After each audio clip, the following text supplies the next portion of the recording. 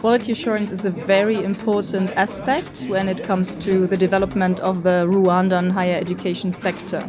And it is necessary that you choose the right people on the ground who are ultimately implementing the quality. This national multiplication training is about quality assurance in higher education institutions.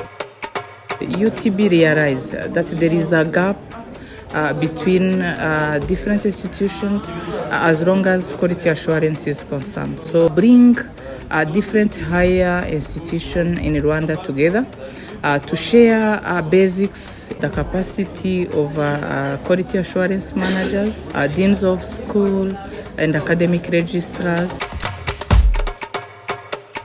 The higher education need to be demonstrating the excellence that we see in other parts of Rwanda and that the country is famous for.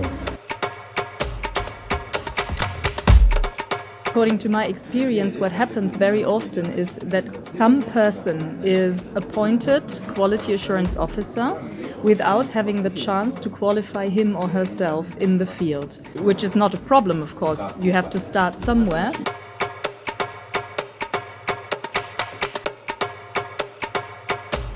And we had a training about topics such as quality assurance mechanisms in higher education institutions.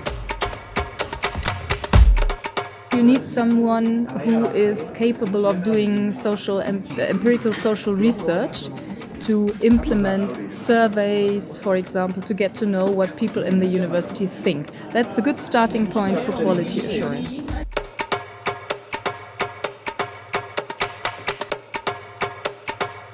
It's something where the responsibility of institutions should be strengthened. That means not only rely on external quality assurance, who are going to implement change projects in their institutions now will be successful with their projects, because we wanted to transfer the theoretical knowledge that we have conveyed here to the practice in the institutions of the participants.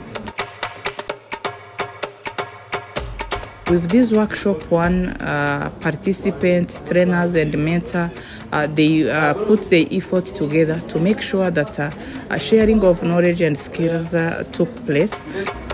So it's been our pleasure to host this, and it is my understanding that the discussions have been very formative and very engaging and very full of information. And I'm looking forward to seeing the outcomes, the implementation of what has been learned, and of course for the team that has been meeting here to reconvene in May and continue on with the learning trajectory. What happens sometimes is you have a capacity building training, and after the training nothing happens. But I would request from the participants to take the knowledge they get here to develop their skills further. After the training, we will be training others.